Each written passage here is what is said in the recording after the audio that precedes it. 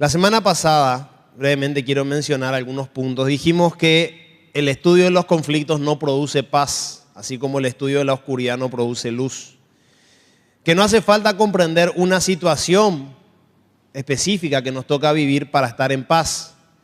Que los conflictos se generan en la mente porque ella es posesiva, y hablamos de las posesiones físicas que la mente tiene, de las posesiones relacionales, que la mente quiere creerse dueño de los demás, y de las posesiones virtuales, como por ejemplo las ideas que uno tiene, y aún las ideas sobre quién uno es y sobre las etiquetas que te definen o nos definen como personas. Y dijimos que no podemos estar en paz a menos que seamos la paz. Y hablamos del término shalom, que significa gozo, unidad, plenitud, salud y prosperidad. Y esa palabra unidad en realidad es unicidad. Expresa de que cuando uno le dice shalom a otra persona, está reconociendo que uno es una parte inseparable de la otra persona, de la creación. Entonces, cuando una persona antiguamente te decía shalom, te estaba expresando que reconocía que la vida que estaba en esa persona era la misma vida que estaba en uno. Por ende, al expresar eso, empezaba a brotar un ambiente diferente entre las personas, aún entre aquellos que tenían conflictos. Dijimos también que la vida no tiene problemas, que la vida no tiene autoconflictos. La vida se manifestó en forma de Juan, de Yuri, de X, y no hay conflictos aquí. Ahora, la situación vital de Yuri, de Juan, Hererea, en este ahora es secundaria a la vida, es la situación vital. Son todas las cosas que te rodean. Y la paz se experimenta y luego se entiende. No importa si lo entiendes o no, lo importante es que uno aprenda a hacer la paz. Ahora, siguiendo con nuestro tema de hoy, de la paz, surge otra pregunta. ¿La paz es un sentimiento? ¿Se puede sentir la paz? Porque hay una confusión tan grande con este tema que la pregunta debe ser respondida. Y en realidad la paz no es un sentimiento ni es una emoción. Las emociones o sentimientos son generadas por la mente. Todas ellas son generadas por la mente y todas son negativas. Todas son negativas. Todas las emociones son negativas. Y nosotros muchas veces pasamos años de nuestra vida buscando tener emociones positivas, tratando de generar en la mente algo que nos permita sentirnos bien. Y acá viene una pregunta que seguramente algunos de ustedes están haciendo.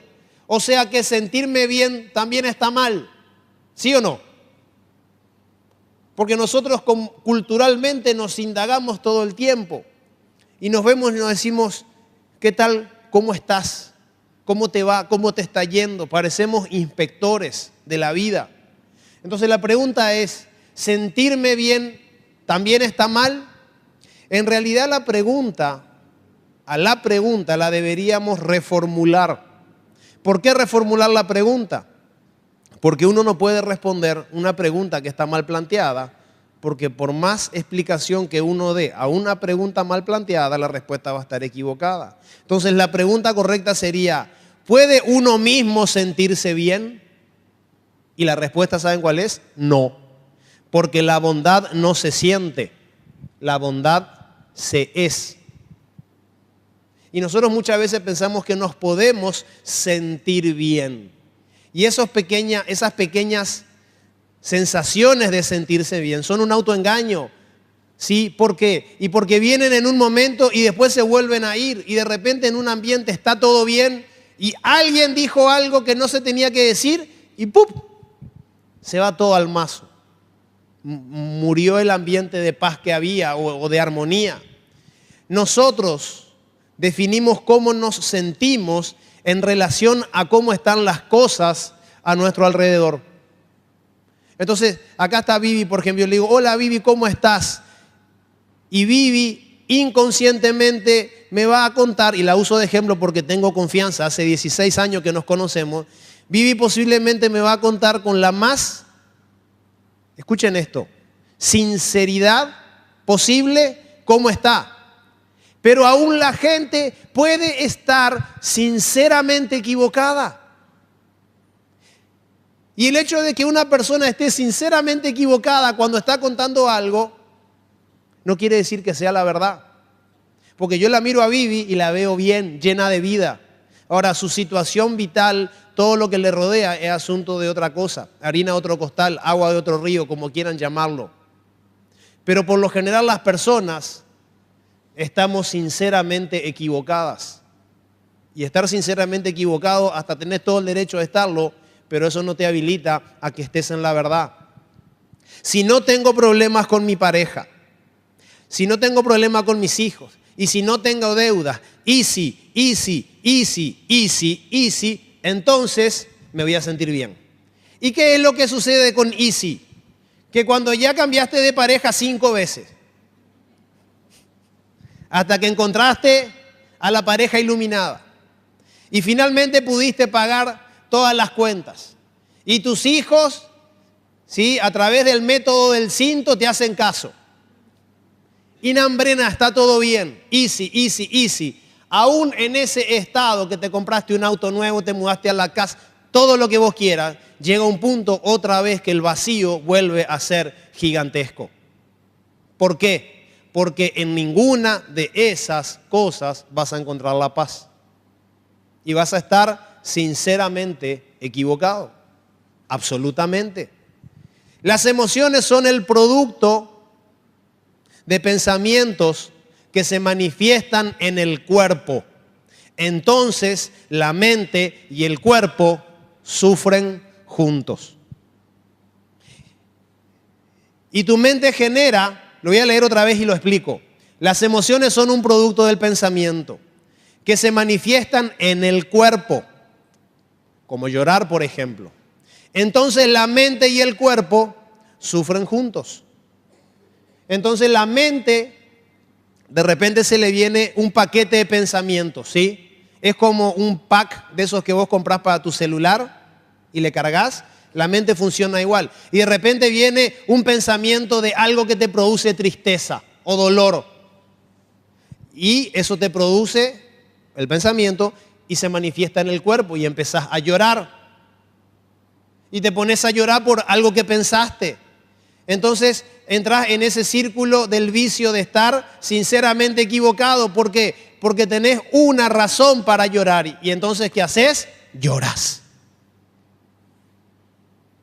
Y eso es lo que sucede. Porque el problema no es que uno tiene que aprender a detectar solamente cuando hay esa disfunción en la mente, sino que uno tiene que aprender a comprender que la mente, por lo general, es muy disfuncional. Entonces, cuando el cuerpo empieza a llorar y se empieza a doler de una situación, ¿sí?, la mente lo empieza a justificar. Y yo estoy llorando y me hace bien llorar, me hace sacar todo lo que hay acá. Y empezás a llorar. Y empezás a descargar toda esa energía. Y no digo que está mal llorar. Si querés llorar, llorá, gracias. Pero no te podés pasar toda la vida llorando. Llorá una vez. Cuando mi papá falleció, lloré una vez por el dolor que me produjo eso. Y nada más. Y vos me decís, pero qué tipo frío. No, al contrario. Yo puedo llorar todos los días del resto de mi vida y que no lo voy a resucitar a mi padre. ¿Por qué? Y porque ya cumplió su ciclo. Está. La vida no murió. La forma murió. Mi papá, su vida manifestada en esa forma, volvió a la fuente de la vida. Entonces, ¿para qué sinceramente me voy a seguir equivocando y descargando grandes cantidades de dolor y de aflicción sobre mi cuerpo? Porque eso es vivir sinceramente equivocado. Y en nuestra cultura nosotros somos recontra idolátricos. Porque inclusive, lo voy a decir con mucho respeto, pero alguien lo tiene que decir. Nosotros hasta ponemos fotos de nuestros parientes muertos por la pared. Y yo sé que suena duro, pero es como que estamos idolatrando una forma que dejó de existir, que desapareció. Ahora, yo tengo una foto de mi padre por ahí en algún lado en mi oficina. pero es un adorno más, no es un objeto de veneración, porque ese tipo de cosas nos llevan al pasado y ese tipo de situaciones atentan ¿contra qué cosa? Contra tu presente, contra lo que hoy es, contra lo que hoy estás viviendo. Y viajas al pasado y a la mente le encanta generar tiempo pasado o tiempo, preocupación, ansiedad por el futuro. Y eso hace que nosotros empecemos a vibrar en una frecuencia que nos aleja de la armonía. Nadie se puede sentir bien, solo se puede ser el bien. Y muchos de los que estamos acá, ya que pasamos los 30 años y los 40 algunos, si vos haces en retrospectiva y mirás las veces que te quisiste sentir bien y que no te salió, es porque buscaste en la acción algo que no se puede producir, haciendo cosas o estando en un lugar determinado o con una persona, porque aún las relaciones que nosotros elegimos, ya sean íntimas, familiares o inclusive relaciones de amistades, siempre lo filtramos por cómo la otra persona nos hace sentir. Y quiero estar con fulano porque me siento bien. Y nunca vas a poder estar con alguien para sentirte bien. ¿Por qué? Porque vos tenés que expresar el bien. El otro día le decía a un sobrino que lo amo como si fuera mi hijo. Le digo, ¿por qué haces el bien? ¿Por qué estás haciendo el bien? Consideren esto. ¿Por qué la gente normalmente hace el bien? La gente normalmente hace el bien porque le tiene a veces miedo a la justicia y a la policía. Entonces hay que portarse bien. Estoy hablando de cosas importantes ya que somos adultos. Hay otras personas que hacen el bien por interés.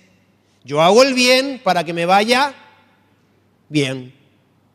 Y eso es hacer o tratar de hacer el bien desde el ego. Otra vez, vos no podés pensar en hacer el bien porque querés que te vaya bien. Entonces, uno tiene que despertarse de una vez por todas y empezar a expresar el bien. ¿Por qué? Y porque es lo que sos.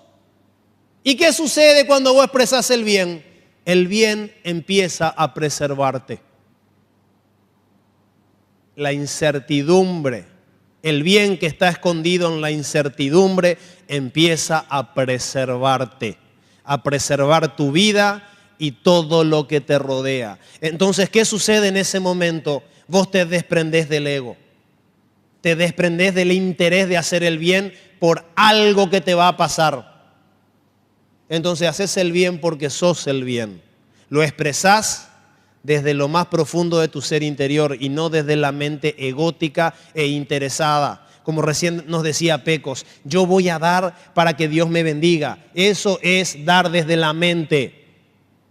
Lo que des, dalo desde el corazón, porque si no, esa va a ser una semilla que va a sufrir de algo que se llama esterilidad, porque salió del campo donde las cosas no pueden producir vida, que es la mente.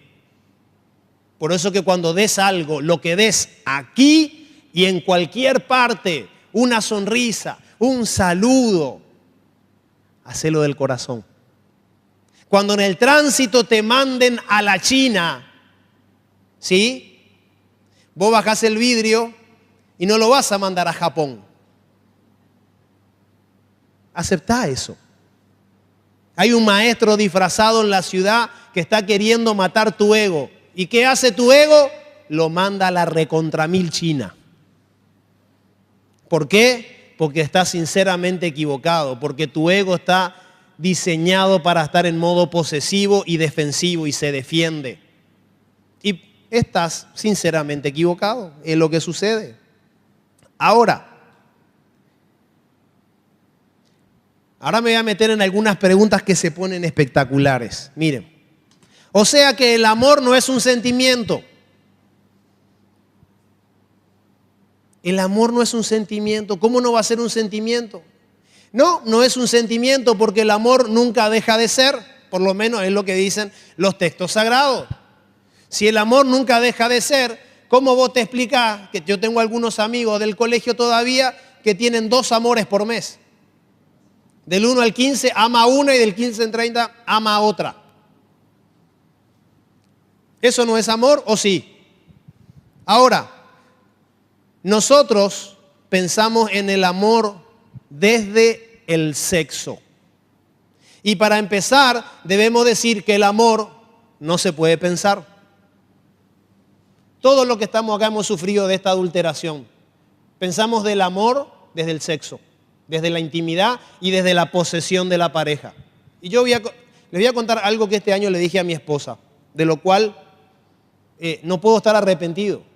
Yo le dije a mi esposa, yo te quiero confesar, y espero que te haya pasado lo mismo, yo te quiero confesar que todas las novias que tuve, yo las amé. Yo no puedo decir otra cosa. Ella no estaba en ese entonces en mi vida.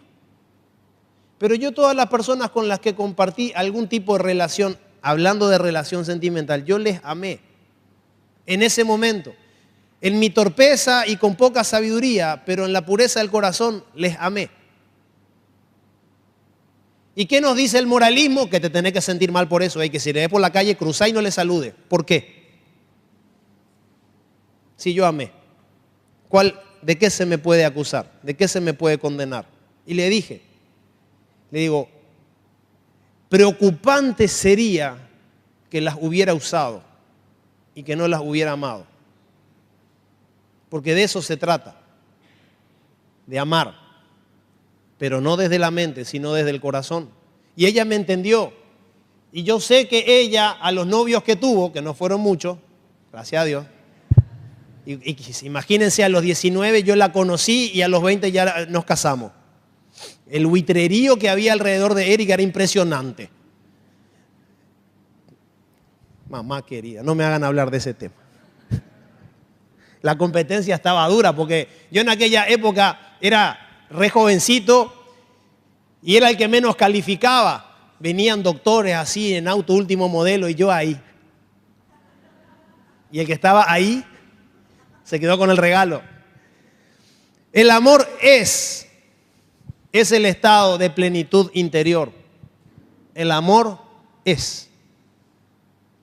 Y nosotros tenemos que aprender a separar ese tipo de cosas de nuestra mente, porque eso nos produce intoxicación, corrupción. El amor es el estado de plenitud interior. Y vos me puedes decir, o sea que yo le puedo amar a todo el mundo. Sí.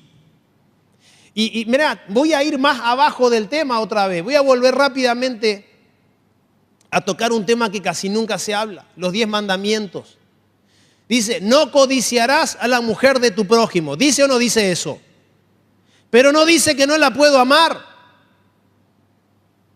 Entonces, ¿qué hacemos? Vemos a la mujer del prójimo y más o menos que tiene que ser desinfectada, lejos. ¿Por qué? Porque vos le podés amar a una persona sin tener acá la palabra de 4 letras, sexo. Pero vivimos en una cultura tan adulterada y tan mezclada de conceptos que es como que yo no puedo expresarle amor a la esposa de un amigo.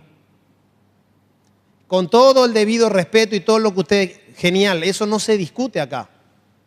Pero es como que nos fuimos de la codicia y nos olvidamos del amor. Y el amor, yo sé que mi esposa, Erika, es amada, por ejemplo, por Pecos, como un padre. Nunca tuve conflicto con eso.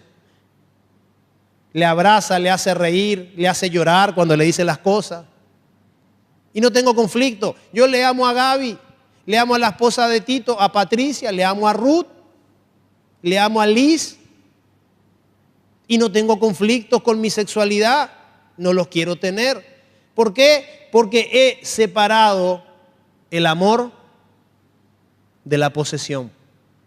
Entonces, cuando vos amás, podés amar a todas las personas como las personas precisan ser amadas. Y nosotros tenemos que aprender eso. No depende de con quién estés, no depende de dónde estás o donde estés, no depende qué esté pasando a tu alrededor o cómo estés en ese momento. El amor es. El amor es. Miren, vamos a continuar. Pero entonces, ¿qué pasa con las historias de amor? Alguien me puede preguntar. Esa definición en verdad es una etiqueta. El amor es presencial, no es histórico. El amor es ahora, no es historia. Y a la mente le encantan las historias de amor. Y uno me puede decir, pero Hollywood se va a quedar sin películas. Y sí. Porque vos te pones a ver una película y si la historia de amor termina bien, llorás de emoción. Y si de repente el tipo 30 años estuvo buscando a su mujer y justo cuando la encuentra ella se muere. Te agarra una depresión de sábado a la tarde que te querés morir. Y eso no es amor. Porque la vida no murió, la vida transmutó. Y nosotros que somos consumidores. ¿De qué? De historias de amor.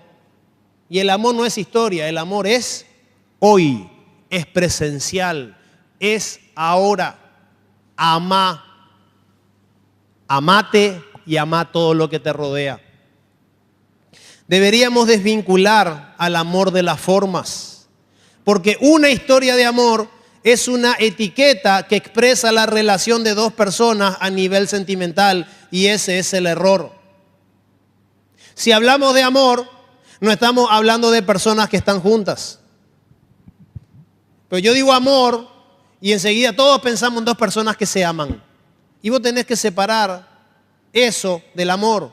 Porque dos personas que estén juntas, pueden estar juntas, pueden estar bien, pueden estar lo que vos quieras. Pero el amor no es eso.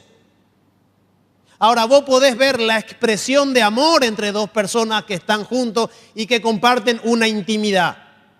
Lo podés observar, lo podés ver. Pero eso no es amor. El amor es. ¿Dónde? Ahí en tu corazón y en el mío. Ahí es el amor. Y el secreto de la vida, uno de ellos es aprender a expresar ese amor sin filtro. Aprender a expresar ese amor sin tóxicos mentales. Aprender a expresar ese amor en su máxima plenitud y expresión. Y alguien me podría decir, ¿y por qué nos sentimos culpables cuando una relación no funcionó? Yo justo hablaba en estos días con una persona. Se separó y es como que todo su entorno, ¿sí?, es un consejo de magistrados que le recuerdan que es un divorciado. Su familia, sus amigos, algunas personas. La culpa. La culpa es una de las drogas de la mente. Sentir culpa es privar a la hora que manifieste lo que tiene para ofrecerte desde la incertidumbre. Y le dije a esta persona, ¿cuánto hace que te divorciaste? No, ya hace muchos años. Muy bien. ¿Y cuántas veces te divorciaste? Una. ¿Y por qué seguís divorciándote todos los días de tu vida? Todos los días. Llega un momento que la mente, que es tan esquizofrénica, que empieza a infligirle dolor al cuerpo. Y es ahí donde las personas se empiezan a enfermar. ¿Por qué? Porque vivimos en una cultura sinceramente equivocada. Ya está. Pasó, te divorciaste, no funcionó, genial. Pero estás hoy, presente. Empezá a expresar el amor y vas a ver cómo todas las cosas van a cambiar. Entonces, me podés aún preguntar, ¿y por qué entonces nos sentimos mal? Sentirse mal es una consecuencia de la mente que generó un pensamiento tóxico por algo que le falta o algo que perdió. Y la mente es posesiva. Y como no tenemos el hábito esencial de estar presentes, nos sumergimos en ese pensamiento tóxico y sufrimos. Entonces, cuando te vuelvas a sentir mal por algo, observa ese dolor. No lo rechaces. Primero, obsérvalo. ¿Por qué me estoy sintiendo mal? Y cuando empezás a identificar por qué te estás sintiendo mal, lo que estás haciendo es entrando en un mayor nivel de conciencia, pudiendo observar a tu mente que está generando ese dolor. Y eso no es poca cosa. Les puedo asegurar que si logras hacer eso, aún a tientas, así como que no estás viendo nada, es el principio de lo que la palabra de Dios llama aprender a despertarse. Son señales de que te estás despertando. Cuando empezás a observar algo que te produce dolor y te das cuenta que lo que pensaste y el dolor no sos vos, que es algo de tu mente, empezaste a despertarte. Los sentimientos, todos son generados por la mente. Y todos los sentimientos generados por la mente son una ilusión. Ninguno de ellos, ningún sentimiento es bueno, son todos malos. Y alguno de acá me podría decir, por ejemplo, ahora salió una película que se llama Intensamente. ¿Alguien la vio acá? ¿Sí? Y esa película, desde el punto de vista creativo, es genial, pero tiene un error conceptual que sigue manifestando la locura colectiva del ser humano. Pusieron a la alegría, es la historia de una nena que tiene ahí en su mente algunos agentes, la tristeza, esto y todo lo demás, que le hacen entrar en problemas. Pero la película lo que no dice, y que lo enseña como si fuera la verdad, porque la gente no se sienta a analizar si eso es verdad, es que en la mente de la nena pusieron un personaje representando ¿a quién? A la alegría. Y ese es el error conceptual. Porque en la mente hay un personaje ahí en la película que es la furia. Y la furia sí está en la mente, porque la mente y el ego son inseparables. Pero señores, la alegría no está en el ego y la alegría no está en la mente.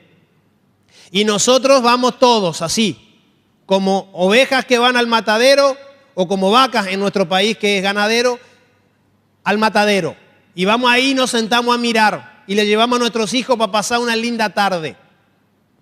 Pero no les señalamos a nuestros hijos después que termina la película qué de lo que ahí se dijo es verdad y qué no. Y esto no tiene que ver con evaluar o con juzgar, sino que lo que sucede es que este sistema está diseñado para mantenerte dormido. Dormido. ¿Y qué es lo que sucede? Empezás a buscar la alegría en el lugar equivocado y la alegría no está en la mente y menos en el ego. Dice, no existen sentimientos de paz o una emoción de paz porque la mente no puede producir la paz. Muchísimas veces escuché gente que decía, un poco de paz mental, por favor. No existe la paz mental. Señores, la mente es una discapacitada, no puede producir paz. Ayer estábamos en un lugar, y miren lo que es la locura colectiva, en un lugar de absoluta armonía, el río, los árboles. Agarré pan y empecé a hacer lo mismo que mi padre, a alimentar a las aves del cielo. Empecé a tirarle miguitas de pan. Y vino un venteveo, un pitohue. Y vinieron dos cardenales, que son una obra de arte también. Y después vinieron un montón de pájaros que la ignorancia obviamente a mi mente les supera, ¿no? Y de repente en plena armonía empieza. Ahí tomo conciencia de que en la cantina había cachaca. Entonces me acerco y le digo, amigo, ¿me puede hacer dos favores? Le pedí el primero y el segundo. ¿Será que podemos bajar la música? No, porque el señor que está allá pidió. Ok, gracias. ¿Y no será que podemos dar vuelta al parlante por lo menos? Sí, podemos. Ok, listo. Después llegué y le dije a Erika, ¿te diste cuenta de lo que es la locura colectiva? El ruido es el privilegiado, no el silencio. ¿Y qué es lo que hacemos nosotros cuando nos subimos al auto? Lo primero que hacemos a veces arrancamos y después vivimos todo el tiempo con el ruido. Ruido, ruido, ruido. Y vos te pensás que desde el ruido mental que produce la mente vas a conseguir paz. La mente está incapacitada de producir paz, no lo puede hacer, ni por asomo. Cuando te manifiestas desde la vida, entonces expresas paz. Y permítanme leerle lo que decía el apóstol Pablo. Este fue uno de los pocos tipos que trató con algunas, en nuestro idioma, con 24 consonantes y 5 vocales, tratar de señalarnos, tratar de señalar la verdad. La verdad, que la verdad es. Dice, las obras de la naturaleza pecaminosa, y ahora vamos a leerlo bien, las obras de la mente se conocen bien: inmoralidad sexual, impureza, libertinaje, idolatría y brujería, odio, discordia, celo, arrebato de ira, rivalidades, disensiones, sectarismo y envidia, borrachera, orgía y otras cosas parecidas. Hice un resumen. Les advierto ahora, como antes lo hice, que los que practican tales cosas no heredarán el reino de Dios. No está hablando de que se te va a castigar, sino de que una verdad absoluta, que Jesús dijo, el reino de Dios está en ustedes, no lo van a ver, vas a seguir dormido. Y dice, en cambio, el fruto del Espíritu, el fruto de tu ser interior, es amor, alegría, paz, paciencia, amabilidad, bondad, fidelidad, humildad y dominio propio. No hay ley que condene estas cosas. ¿Saben por qué nosotros tenemos ley, constitución y leyes? Un poco para ponerle cerco al ego y a la mente que está loca. Ahora, permítanme leerle este mismo pasaje con un poco más de sentido para tratar de ilustrarlo mejor. Dice que el fruto de tu ser interior, de tu espíritu, de tu ser divino, es. No dice los frutos son. No es que vos de repente veas un tipo re paciente y que le odia todo el tiempo. No, es uno. Es una manifestación. Y dice así, en cambio el fruto del Espíritu es amor. Y genera génesis. Y el amor genera paz. Que genera paciencia. Que genera amabilidad. Que genera bondad. Que genera fidelidad. Que genera humildad. Y que genera dominio propio. ¿Se entiende mejor así? Decirle a tu mente, pobrecita mi mente, qué lenta que sos. Porque es la realidad. Y nosotros leemos estas cosas y hay un montón de gente alrededor del mundo que lee esto y que trata de practicarlo desde la mente y no se puede. El fruto del Espíritu es uno y manifiesta todo. No se accede a él por mérito ni por cuotas, primero uno y luego el otro.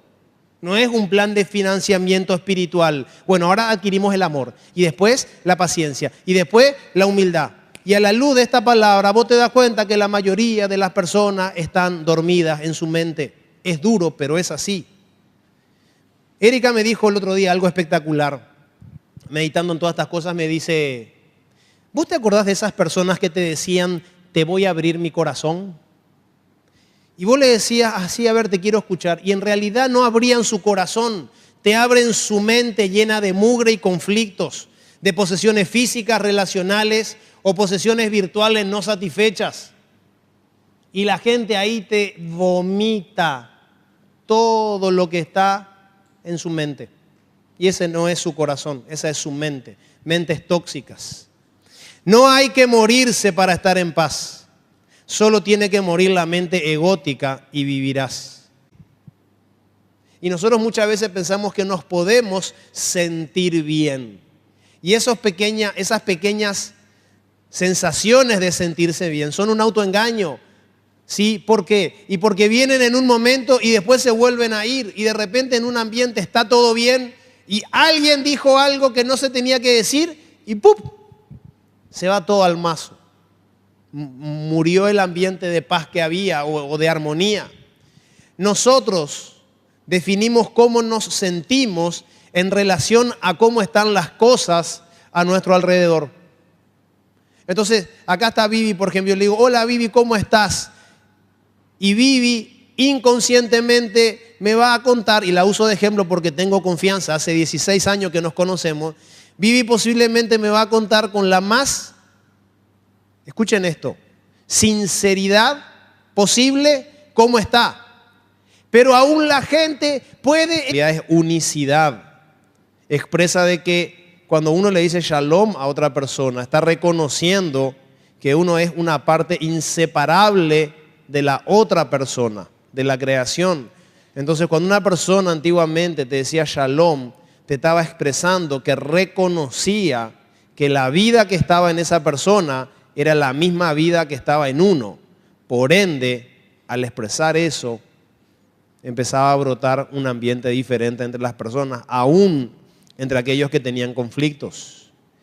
Dijimos también que la vida no tiene problemas, que la vida no tiene autoconflictos.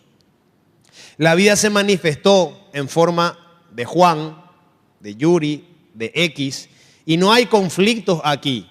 Ahora, la situación vital de Yuri, de Juan, Hererea, en este ahora es secundaria a la vida, es la situación vital. Son todas las cosas que te rodean. Y la paz se experimenta y luego algo que nos permita sentirnos bien. Y acá viene una pregunta que seguramente algunos de ustedes están haciendo. O sea que sentirme bien también está mal. ¿Sí o no? Porque nosotros culturalmente nos indagamos todo el tiempo. Y nos vemos y nos decimos, ¿qué tal? ¿Cómo estás? ¿Cómo te va? ¿Cómo te está yendo? Parecemos inspectores de la vida. Entonces la pregunta es, ¿sentirme bien también está mal? En realidad la pregunta la deberíamos reformular. ¿Por qué reformular la pregunta? Porque uno no puede responder una pregunta que está mal planteada, porque por más explicación que uno dé a una pregunta mal planteada, la respuesta va a estar equivocada. Entonces la pregunta correcta sería, ¿puede uno mismo sentirse bien? Y la respuesta, ¿saben cuál es? No. Porque la bondad no se siente, la bondad se entiende. No importa si lo entiendes o no, lo importante es que uno aprenda a hacer la paz. Ahora, siguiendo con nuestro tema de hoy, de la paz, surge otra pregunta. ¿La paz es un sentimiento? ¿Se puede sentir la paz? Porque hay una confusión tan grande con este tema que la pregunta debe ser respondida. Y en realidad la paz no es un sentimiento ni es una emoción. Las emociones o sentimientos son generadas por la mente. Todas ellas son generadas por la mente y todas son negativas. Todas son negativas. Todas las emociones son negativas. Y nosotros muchas veces pasamos años de nuestra vida buscando tener emociones positivas, tratando de generar en la mente.